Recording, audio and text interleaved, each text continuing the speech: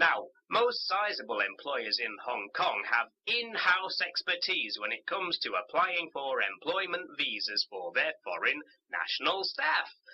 And unless they specifically outsource their immigration service needs to professional advisors, they are typically very comfortable in making and managing work visa applications when the need arises. But sometimes these applications can come a cropper.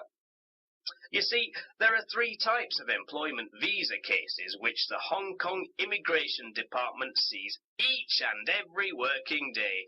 These are cases which just need the basic of administration, which otherwise requires a lot of argument, or are a hybrid of the two.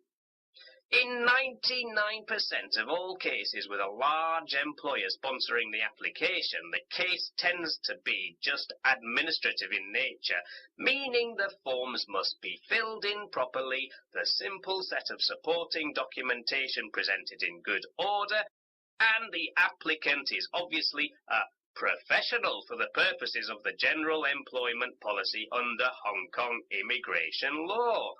The problem lies in the 1% of cases which are not just administrative but actually fall elsewhere on the argumentation administration axis.